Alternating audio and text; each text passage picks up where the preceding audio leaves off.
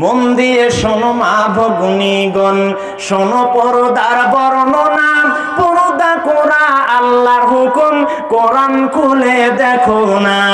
মাথা হতে পা ডাকিবেন, মাথা হতে পা ডাকিবে, অঙ্গের শোভা দেখাবে না।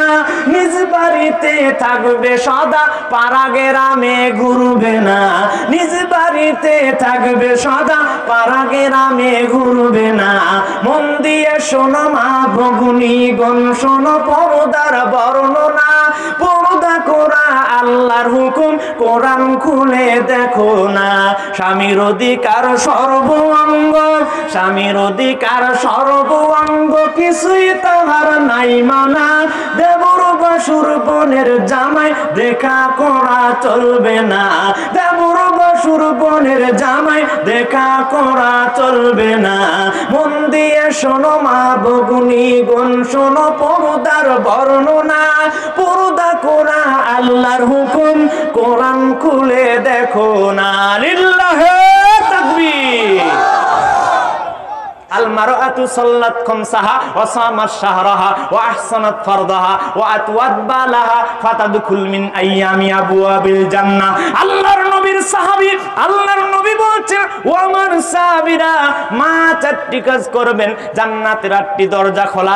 1 নাম্বার 5 ওয়াক্ত সালাত পড়বেন, 2 নাম্বার সামনে রমজান মাসের সিয়াম পালন করবেন, 3 নাম্বার আপনার লজ্জাস্থানের হেফাজত করবেন। এখানে একটি হাদিসের অনুবাদ, ফাতিমা রাদিয়াল্লাহু তাআলা আনহা বলছেন, এ আলী, আমি যদি মৃত্যুবরণ করি পৃথিবীর কোনো মানুষকে জানাবে না। সাহাবীরা এমন ভালো বিশ্ব নবীকে বাসতরে, তারা যদি জানে আমি ফাতেমা পৃথিবীর বুক থেকে মৃত্যুবরণ করেছি, তাহলে তারা সবাই চলে আসবে, আমার জানাজায় অংশগ্রহণ করবে, আমার লাশটা তারা দেখবে, তারা আন্দাজ করবে বিশ্ব নবীর মেয়ে ফাতেমার লাশটা এতটুকু লম্বা ছিল, এতটুকু মোটা তাজা ছিল। মা, আপনি পর্দার বেঘাত করবেন না, পর্দা ছাড়া বাইরে যাবেন না, রাস্তাঘাটে উলঙ্গ অবস্থায় আপনি চলাফেরা করবেন না। জান্নাতের 8টি দরজা আল্লাহ আপনার জন্য খুলে দিবে, বলেন সুবহানাল্লাহ।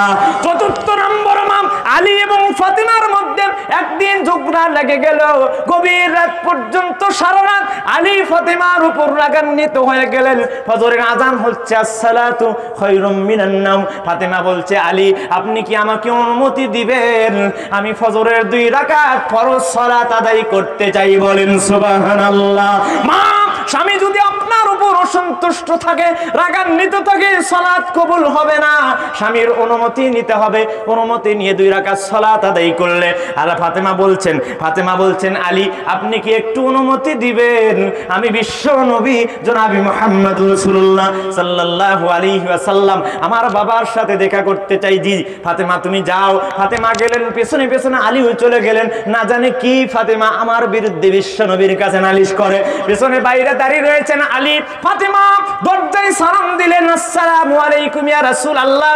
সালাম দেওয়ার সাথে সাথে বিশ্ব নবী ফাতেমার চেহারার দিকে তাকিয়ে বোঝার আর বাকি রইল না। না জানি কি ঘটনা ঘটে গিয়েছে আলীর সাথে। ফাতেমা বলছে, আল্লাহর নবী গো, এ আমার বাবা সারা রাত পর্যন্ত আলী আমার সাথে কোনো কথা বলেন নাই, তিনি আমার উপর রাগান্বিত হয়ে রয়েছেন। আর আল্লাহর নবী ডেকে বলছেন, ফাতেমা, তুমি আমার মা, আমি তোমাকে সর্বদাই মার স্থান দখল করে দিয়েছি রে মা। ফাতেমা, তুমি কেন আজকে আলীর সাথে ঝগড়া করলে? কেন আলীকে খুশি করতে পারলে না? ফাতেমার কানটা খাড়া করে দিয়ে শোনো, এই ঝগড়া অবস্থায় যদি তুমি মারা যেতে, আমি বিশ্ব নবী জনাবি মুহাম্মদ রাসূলুল্লাহ সাল্লাল্লাহু আলাইহি ওয়াসাল্লাম তোমার জানাজার সালাত আদায় করতাম না।